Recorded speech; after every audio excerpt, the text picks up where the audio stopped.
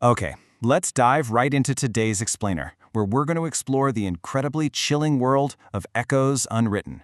In this reality, human memory isn't just a simple recording of the past, it is the literal foundation of truth.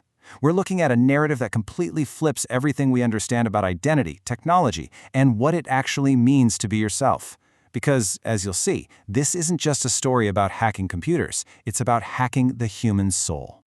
So, picture this. Imagine waking up one morning and feeling an immediate, deeply unsettling dissonance with absolutely everything you thought you knew about yourself. You look around your own home, you look at your possessions, and nothing feels right. Well, this is the exact nightmare our protagonist, Elena Voss, finds herself in.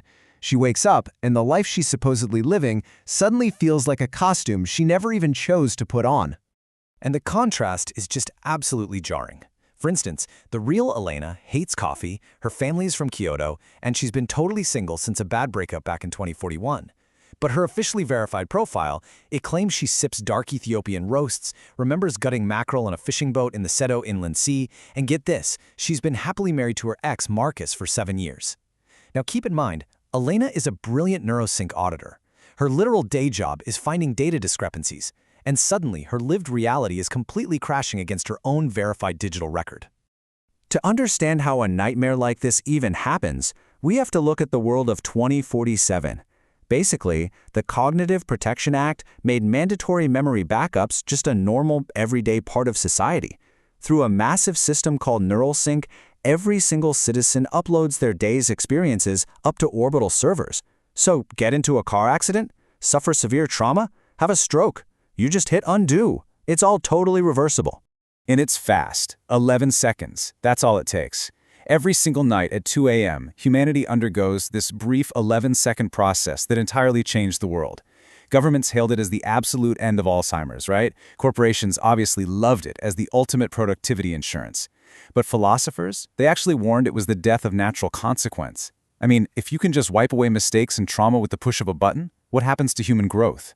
For most people, it was a miracle, but for Elena, her flawless memory was her freedom, until, of course, the system turned against her.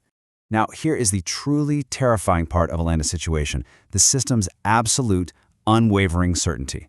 She's sitting there drinking coffee she knows she hates, remembering a fishing trip she definitely never took, and yet her internal interface chimes in with perfect confidence, sync complete, no anomalies detected.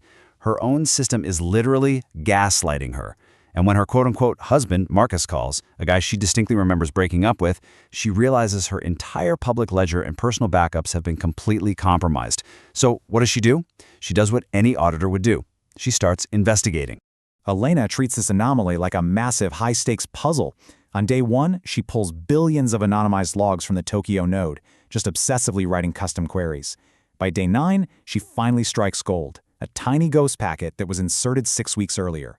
Within 15 minutes of finding it, she traces it backward through 7 proxy layers. And literally, just a couple of hours later, she's bought a burner rig with untraceable cache and is riding the maglev in secret, straight to the abandoned Osaka reclamation zone. And this is where she tracks down the hacker, Kai Ren. He's living out of a converted shipping container marked with faded radiation warnings, completely surrounded by quantum decryption arrays that he built entirely from scrap. But listen, Kai isn't just some street-level cyberpunk. He is former Neurosync employee 00047. He literally built the encryption that protects 8 billion minds, but was fired by Elena herself for asking the wrong questions. And now, well, he's breaking his own system. Okay, so here's how the actual exploit, which he calls the Genesis rewrite, works. It's terrifyingly simple. During a massive typhoon, Kai discovered a microscopic window of just 0.0003 seconds, where a lightning strike corrupted a data shard.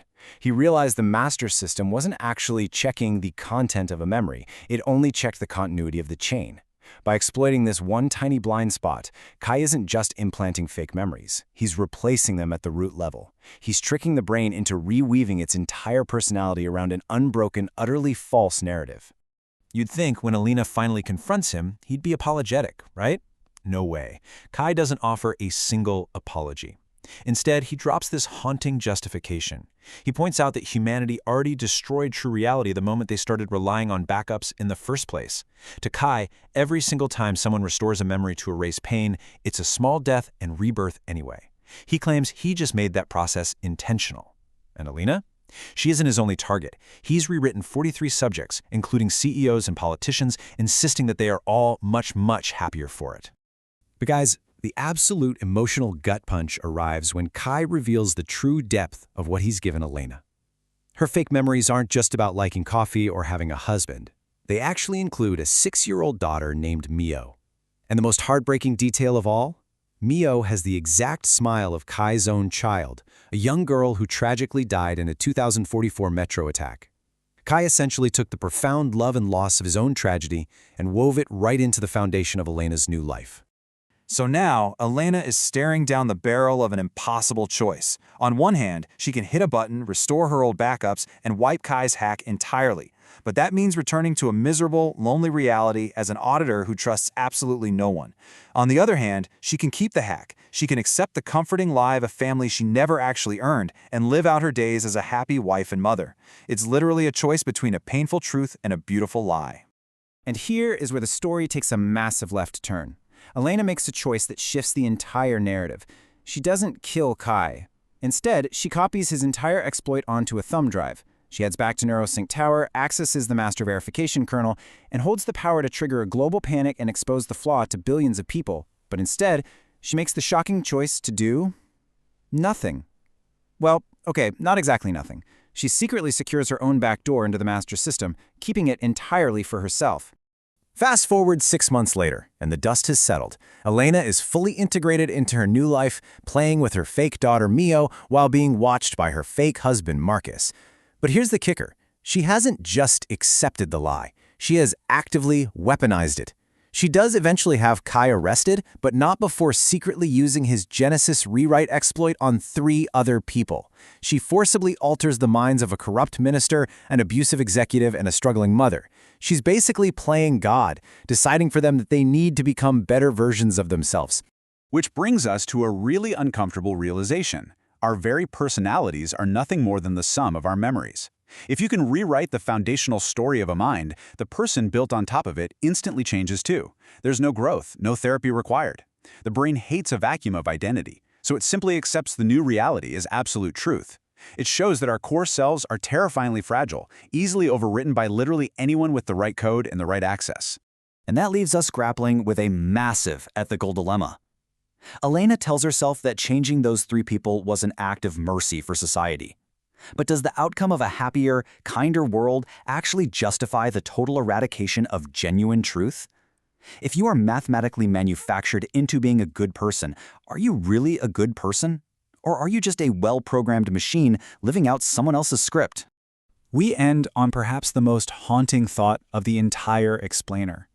The real horror of the Genesis rewrite wasn't the hacker himself, and it wasn't the technical exploit. It was how quickly Elena, and really, society by extension, preferred the lie. It proves that humanity's ultimate weakness isn't our technological vulnerability to being hacked.